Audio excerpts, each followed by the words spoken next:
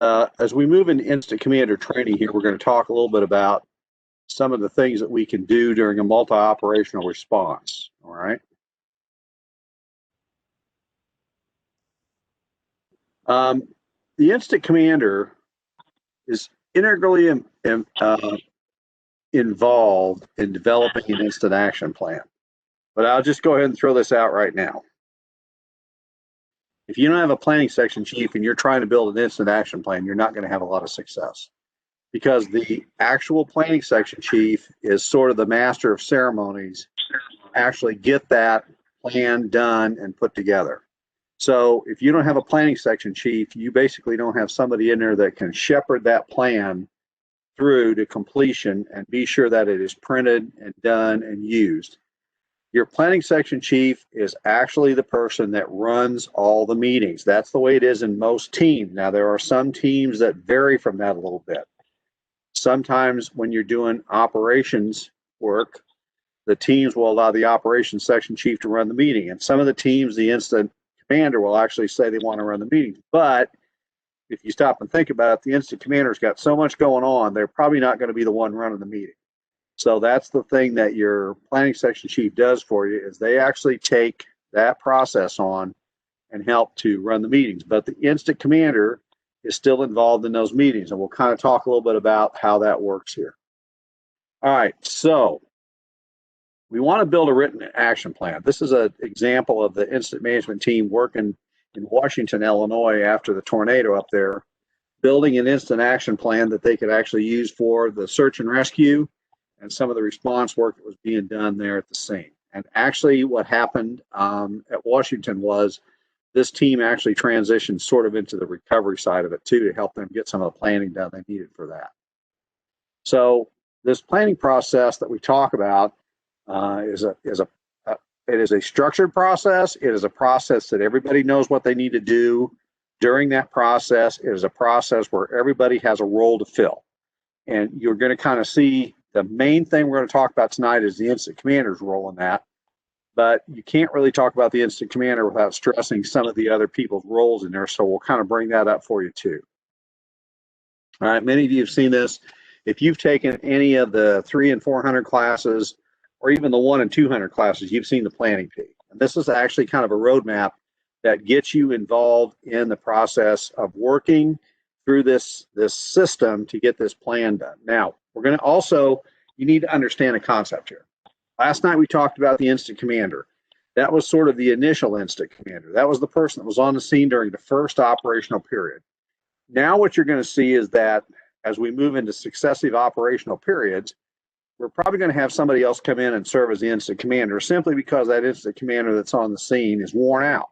It's like we said last night, his glycogen supplies are shot. He or she needs to step aside and let somebody else run the show, because they're not going to do a very efficient job while they're in there. Now, you can actually have a whole replacement of the people running the operation. You can replace the whole team, or you can just replace selected parts of the team. Generally speaking, what happens is, like in Montgomery County, we have a team that is an instant response team, an instant management team. So we can go in and kind of do a wholesale replacement of the people that are working at the scene and let them have some time off if we have to do that. The state of Illinois has an instant management team that can do pretty much the same thing, or supplement the team that's on the scene depending on what needs to be done. One of the things that people typically do when they call for an instant management team is they'll say, I want a planning section chief. Well, that's a wonderful thing. The only problem is, what about the rest of the positions? Because the planning section chief's not the only person that's getting overworked.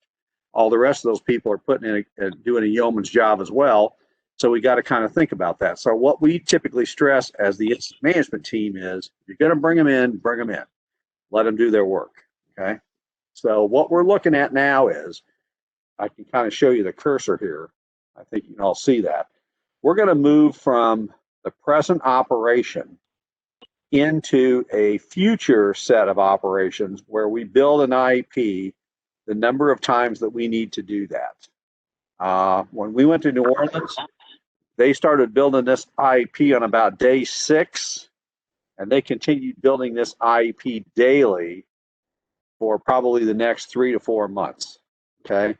When we did the flooding in Southern Illinois, they built an IEP when they got down there for one of the first days that they actually went to the scene. They continued to build that instant action plan every day for at least the next 2 weeks. And then the locals took it over and continued to build that instant action plan as was needed. Now, did it change a lot every day? That depended on the levee conditions. That depended on if you were getting additional rain. It depended on if you were changing out resources. That depended a lot on what was going on from day to day. So that was how that plan was done. Now, I'll tell you this, in the Taylorville tornado, we built this once, and we tweaked it very little for the next 6 days, because once we started into a process, once the initial search was done, once that was completed, and we started actually moving into more of a recovery phase where damage assessment was the key. Cleaning of debris off roadways was a key. That all sort of started working in that. We built one IEP and we basically modified it as we needed it. So it wasn't like we built a different IEP every day. We kind of built one, and that pretty much got us through the brunt of what we were doing. Now, the second question is this. If you're going to build this IEP and you're going to use this thing from day to day, and you go in there and you tweak it, does that mean that you have to sort of get people up to speed every day with the changes? And the answer is yes, you need to do that, because it may be a change where you are actually moving resources from one place to another, changing what those resources are doing, moving those resources around to consolidate those resources or consolidate command. So you can actually, that can be part of that whole process you would be dealing with too. All right. There are 4 general meetings we're going to talk about tonight: command meeting, CNGS, the planning meeting, and the ops briefing. And the incident commander, again, probably is going to attend these meetings, but that's not necessarily saying that they're going to run those meetings. All right, so that person that's the incident commander, he or she will be attending those meetings. This is part of a sequence. There's a logical sequence that goes along with building this plan, and you can see these meetings are sequential. So we have to do them in order. And that kind of gets us where we need to be in getting this plan done. One of the things that we found when we taught this class around the state of Illinois, we actually went out and did command and general staff training, is that people would start that class on Monday, Tuesday, and Wednesday, and they would sit there and go, well, I'm not really sure I buy into the process. And we would tell them, you got to buy into the process. You got to buy into the process. Once you started working it and you let the process help you, then it was sort of, I don't want to say a no-brainer, because it did involve work, it did involve thinking, but once you establish the fact that you set up a sequence of these meetings, things got to be a lot easier for the people when they were doing it. All right, so again, here's the planning P, and the arrows indicate these are the meetings that the incident commander would participate in. In fact, what's going to happen is you're going to see the incident commander engage down here. Now, again, let's think about this. This event started. The response is taking place. The situation is growing or getting more complicated, but the people on the ground are going to handle that initial incident for a period of time. But now we decide we want to bring in some people to assist us, so we bring in this incident management team. That's kind of where we start seeing that incident commander work through this process. So this incident commander will probably replace this person because they've probably been on the job longer than 6 hours, because we say that. But you know darn good and well, when you get on a scene, you have a hard time relinquishing control. So you've probably been there 10 to 12 hours. And so what you need is you need to have this person come in and start working as another incident commander. The beautiful thing about Montgomery County is we've got an incident management team.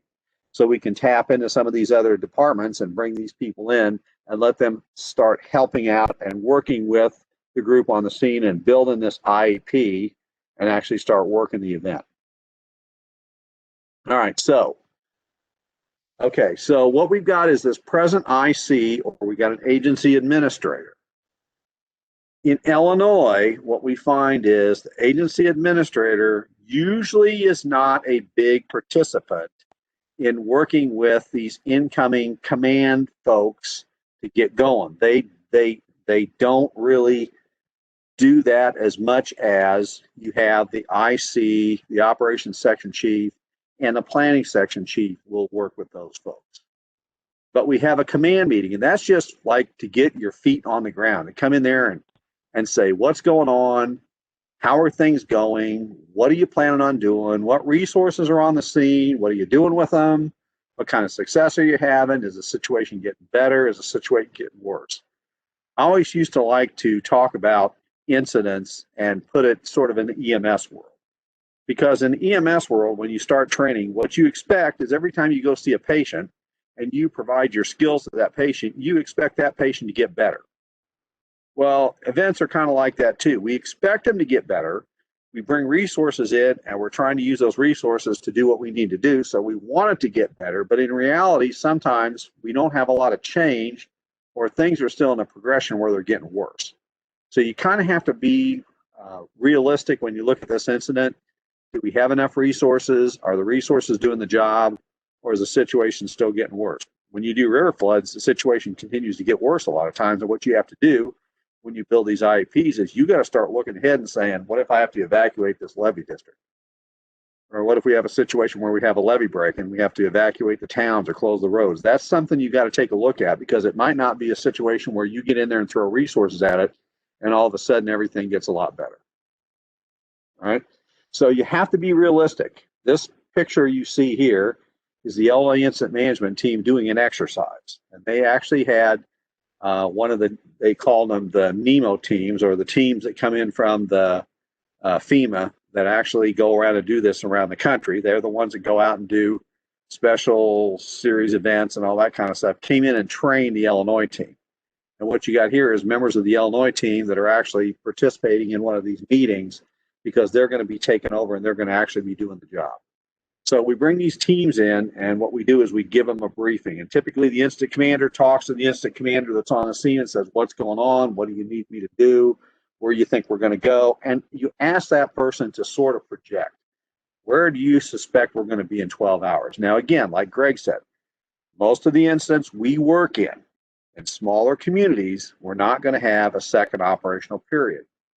You're probably going to be there 6 to 8 hours, and hopefully by that time, you're going to be in a position where you can demobilize resources and everything can kind of settle down. But there are situations, much as we experienced here in Taylorville with the tornado, that thing wasn't going to be over in 6 to 8 hours. In fact, it wasn't over in 6 to 8 days. And so what we knew was we were going to have to evolve into additional operational periods. And to do that, we were going to build an IEP to kind of help us get through those operational periods. So that's kind of one of the things you're looking to do. If you're an incident commander and you're coming in to relieve me, I want you to be a forward-thinking individual. I want you to sit there and say to yourself, where are we going to be in 12 hours? Where are we going to be in 24 hours? Where are we going to be in 48 hours? If you've dealt with the state of Illinois, one of the things that they're pushing real hard and have for the last few years is when you're ordering resources for the next operational period, the second question they ask you is, okay, you need them for tomorrow. And the question is, how long are you going to need them after that?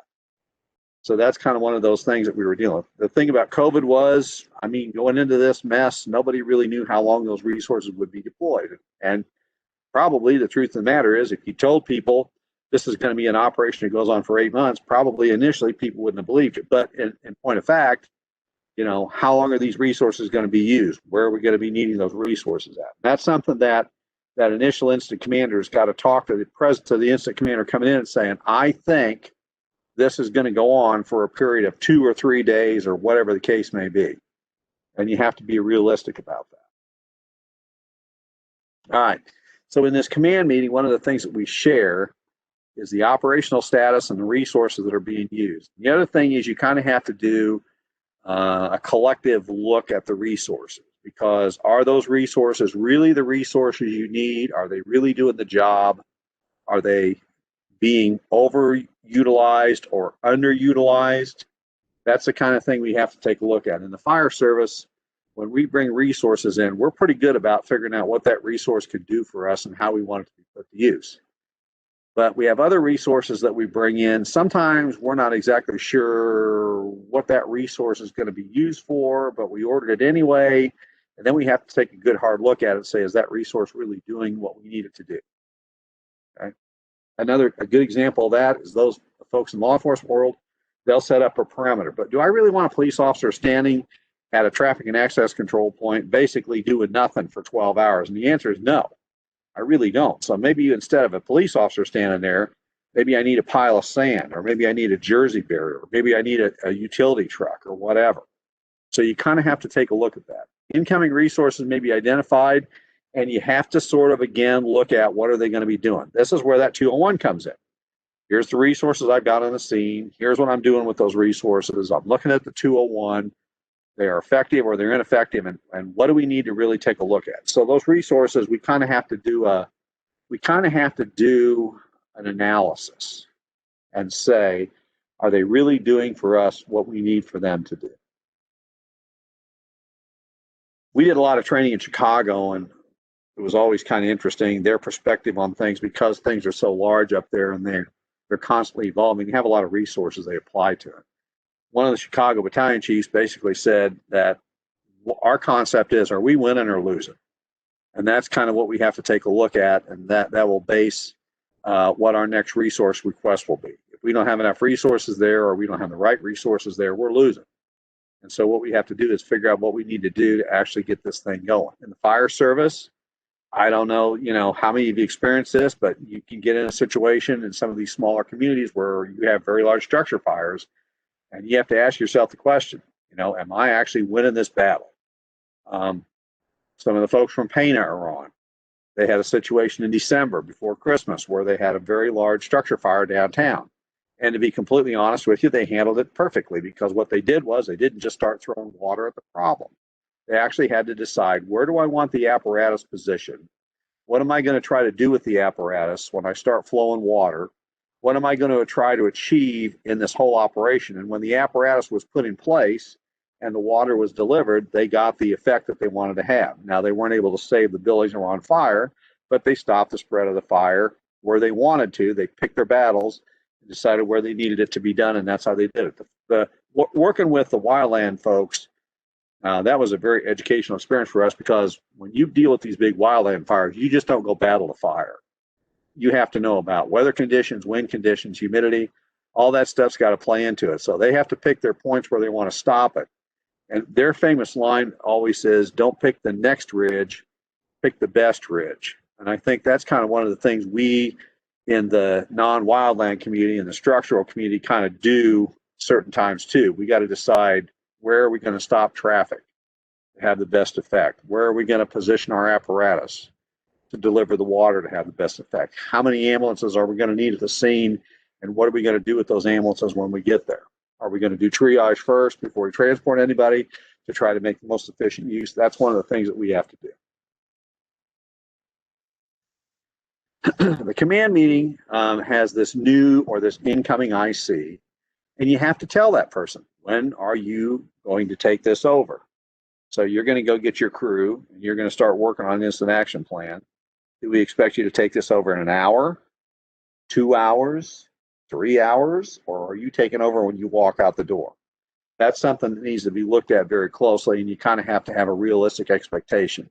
If you want an IEP built, the shortest we've ever done, I think, an IEP development here in Montgomery County is maybe 2 hours, and we were pushing it.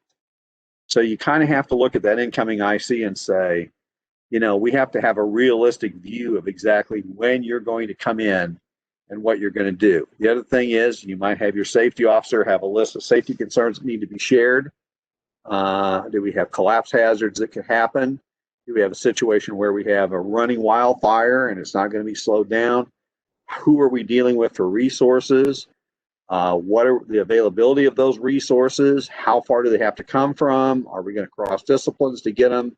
All that stuff needs to play into it, and you kind of got to let this person know what's going on. The incident management team for the state, when we go into an area, that's one of the first questions that the incident commander will ask. Who's your resource providers? What are you getting from them?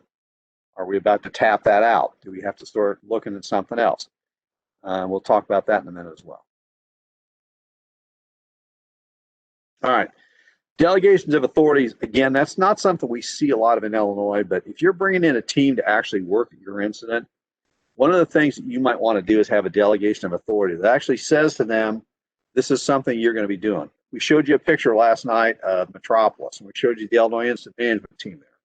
That's one of the few times the delegation of authority was actually issued by the mayor of that community that said to the incident management team, you're going to be manning this community. You're going to be our command staff.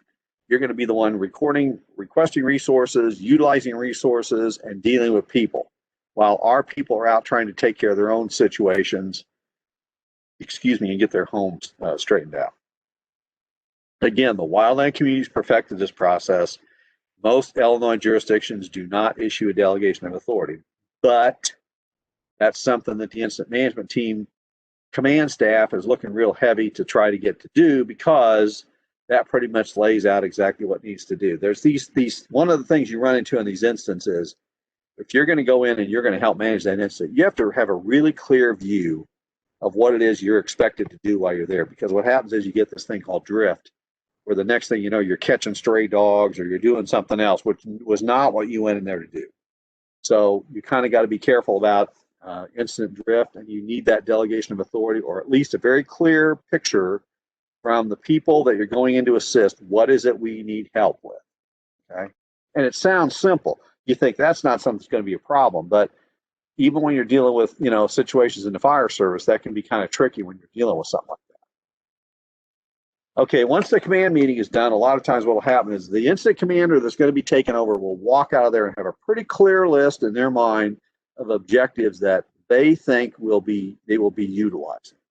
When you've done this a couple of times and you look at the 201 and you see on this 201 some of the objectives they've been trying to achieve, maybe that objective is they began a search and rescue operation in the affected area, and you're going to come in and start helping these people out, and you're going to be event plus 6 hours, and you're sitting there thinking to yourself, they're probably going to have that done, or maybe they're not going to have that done.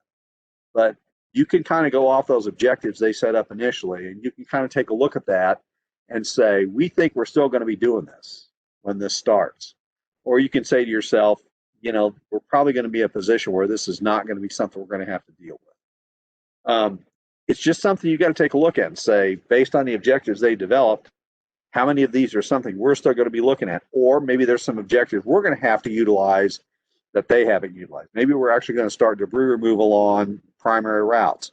Or maybe we're going to have to do some work with liaison with the power company, who's coming in the next day to start removing some of the wires or replacing some of the wires or trying to power up some of the areas. Those are things you got to look at that are going to be something that you're going to be dealing with in the next operational period that maybe they didn't deal with in this first operational period. So not every objective stays the same. Some of them can actually be completed, but there may be objectives you're going to have to add on to that too when you come in and start that work. All right. Objectives are strategic. In other words, what we're trying to say with the objective is, what are we trying to do to bring the situation under control, or to try to mitigate the situation, or to try to bring this situation to a conclusion as quickly as possible. So they have to be kind of overarching. They have to be something that you're going to look at, and they have to be something that you're going to be able to say, I can put resources to it, and I can put a command structure to it. So that's kind of what you want to do with those objectives. I pulled this set of objectives right out of this IS 300 course from FEMA. And what we did over here is we kind of looked at this and said, when would we be developing these objectives? Now, again, when you have a command meeting over here, the incoming incident commander may walk out of that meeting with a very clear set of objectives that they want to bring forth. And so what they're going to do is they're going to take that to their command and general staff or the people that are working with them and say, based on the information I have received, here's some of the objectives I think we're going to be operating with during the next operational period. If you've taken the 300 course, they used a snowstorm. So here are some of the objectives they actually used from the snowstorm scenario that they would actually be using to kind of get an idea of what's going on. No matter what IEP you write or what incident you go with, safety of responders and the public is always in the IEP, is in every IEP. That is one of the things that we stress very heavily. Objectives have to be action-oriented. Secure a perimeter, provide for search and rescue, provide EMS care. Those things are action-oriented. Continue extinguishment procedures. Contain, implement, provide for, develop, extinguish, establish. What we try to do is we try to build these objectives so that when we put them out there, what we're actually trying to do is we're trying to say, what are we going to do? So for example, if you're dealing with like the grain bin scenario, and you know that you're going to come in, the people that have been there for maybe 4 hours, whatever, 6 hours, but we still haven't got these individuals out of the grain bin. One of the objectives might be, is to basically to evacuate the grain out of that bin. Now, that bin we showed you, the picture of that bin was that thing is, you know, it has several 100,000 bushels of corn in it. So it's not like you pop a valve and the next thing you know, you're done. You're going to have to get, the farmers are going to have to come in. You're going to have to get the grain in the trucks. You're going to have to run the trucks out of there. This thing may take a long time. So what you may be doing is coming as an instant commander to take over that second operational period. And your objective may still be to secure, you know, either a rescue or a recovery of the individuals that are in that bin. And then you may have other objectives you're looking at. Continue to evacuate the grain, provide traffic and access control, provide for EMS care. Those are the things you might be looking at. And so those things might be something to stick around for a second operational period. If you're looking at the hazmat incident on the interstate, traffic and access control, that's going to be there from the time you start to the time it's done. That's not going to be an objective that goes away. But one of the objectives might be to support the operations of the local team as they start to evacuate the container. So that may be one of the objectives you're looking for. Okay, tornadoes, search and rescue, establish perimeter, you know, provide shelter. Those are the kind of things that you look at that are going to be overarching objectives that are going to be something that's going to be going on for a period of time. If you take any of the ICS classes, you see this slide. Objectives need to be SMART. They need to be specific. So it's like, what am I actually trying to do? Get the individuals out of the grain bin. They need to be measurable. How do I know when I get the individuals out of the grain bin? The bodies are out, the individuals are out. I know that. You got to be action oriented. So what you're trying to do is you're trying to say, you know, continue evacuation of grain in an attempt to rescue these individuals, whatever you're doing. That way you get an idea what's happening. You got to be realistic. One of the things about realistic objectives is these things have to be set up and they have to be available. A lot of times, I'll give you a little secret here. If you take the new 300 course and you actually answer some of the questions, they give you certain lists of objectives in there. The right answer is always the objective that's got a time frame tied to it. So it's kind of like, when am I going to do this? So in the tornado event we had here in Taylorville, a perimeter needed to be established. So when could that happen? You had to go to law enforcement. How long is it going to take you to establish a perimeter around the entire area that is secured? We're not letting people in. So that's kind of one of those things you got to take a look at. Or if you're going to conduct search and rescue operations, how long does it take you to conduct search and rescue operations? Those are the things you got to take a look at and you got to be able to answer. And then when you come up with objectives, all right? Here's some objectives. Provide for the safety of responders and public. That's in every IEP I have ever written. Anybody that's taken a class of mine has ever written. Anybody that's ever worked with me has ever written. That goes in every IEP. Establish a perimeter around the tornado damage area by identify the time. Provide EMS care to the affected individuals in the collapsed building. Identify secondary hazards in the affected neighborhoods and label them on a map. Begin preliminary damage assessment in the affected area. Move debris along main roads that are used for supply distribution. Contain waterborne contaminants in the Embraer River. I probably spelled that wrong. So that's kind of one of those things that you take a look at this objective. This has to be an overarching objective. Can you see, if you look at those, that if I have resources on the scene, I can apply resources to every one of those objectives? I have to be able to have the objective set up so that I can tie resources to it. All right. Hopefully you're all going yes, because you can. When we develop objectives, one of the things about it, this is kind of one of the, as you take these classes, this is supposed to be one of the, like, you know, moments where you go, oh, objectives are not hazard based. Objectives are response based. And so what happens is, if you have these objectives like what you see listed here, these hazards that are listed could be hazards where these objectives are applied to, irregardless of what the hazard is or how big the area is. And so one of the things that people start to realize is, once I understand what objectives I have, I'm actually applying these objectives to many different scenarios or hazard situations I get myself into. And you can kind of see that, I think, if you look at those 4 objectives that were put on the slide, and you look at the 4 hazards, I think what you can see is that if you have a fire, you might have an evacuation. If you have a school emergency, you're probably going to have an evacuation. If you have loss of utilities at a hospital, you're probably going to have an evacuation. And we all know if we have any kind of hazardous material spill, you're going to have an evacuation. So those objectives are not hazard specific. They're not hazard dependent. Those are objectives that are set up so that they can be applied to many different hazards.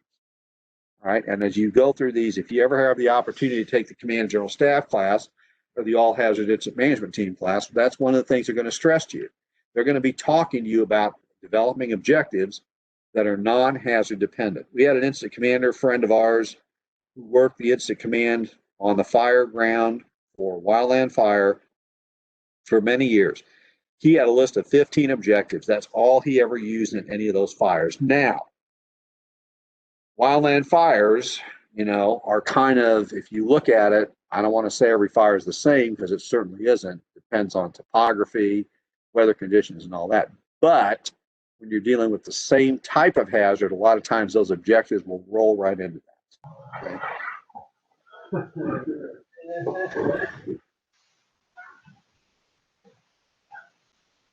So, what are objectives? What value do they have for the Command and General Staff? Okay. So what we want to do if we're an incident commander is we want to share those objectives with our Command and General Staff because we want this operations section chief to start looking at those objectives and deciding what needs to be done to meet that objective and who could do that. So if the operations section chief sees the objective that says establish a perimeter around the affected area, the operations section chief might say, well, maybe I can talk to my law enforcement folks to help do that. Maybe they can supply resources to do that. Or maybe I go to my public works people that can help us block off roads or do whatever we need to do to establish that perimeter. If you're looking at search and rescue and you're the operations section chief, you're sitting there going, I'm probably going to rely on my fire folks to help me with that. I may be calling in a technical rescue team to help me with that. Those are things that I'm going to start looking at to decide what resources could be applied to that. And a lot of times what you find is when you start looking at it from that perspective, this person, this operations section chief, can start sitting there and saying, well, I know where those are available, so I can start looking at calling them in for the next operational period. All right. Depending on the resource, one of the agencies you have on the scene may be tasked to provide that resource. And if you can't provide that resource with the agency on the scene, guess what? Maybe we need another agency on the scene. So it's kind of one of those things that the objectives are driving this train as to who's going to be able to do something and what they're going to be able to do with the resources that they can provide for us. Okay? All right, operational periods. Operational periods are very important because what we have to kind of do is we have to kind of decide in our operational period how long we're going to have where we implement this IEP and we make it work. I will tell you that in the state of Illinois, when we typically have implemented these, they're either 12 or 24 hours. Now, that's not saying that the staff that's working has to work all 24 hours. You can still have shift changes in these operational periods. But what I want to do is I want to set a time, a forward time, where I can start applying these objectives and making this plan available so it can be used. Okay. So an operational period typically is not something that starts the minute that incident commander walks on the scene. An operational period may start 4 hours from there, 6 hours from there. I can tell you when we built one for the Taylorville tornado, we all walked in the door somewhere around between 6:30 and 7:30 to 8 o'clock. Our IEP didn't start until midnight.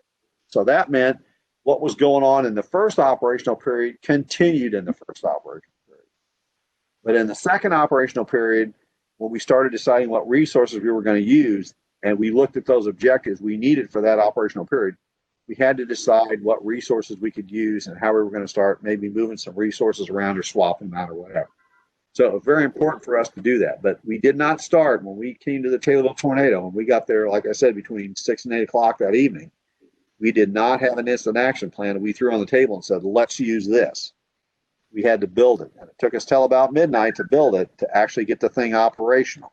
But then once we were able to build that IEP and move on, then we were able to utilize that during the successive operational period. So the operational period is a time ahead of where you're at right now, and you have to give yourself time to build that IEP and get those resources lined up. It may be 4 hours ahead of where you're at now. It may be 6 hours ahead of where you're at now. It may be 8 hours of where you're at right now. Depends on the situation, the duration of the incident, and what resources you think you're going to need to bring.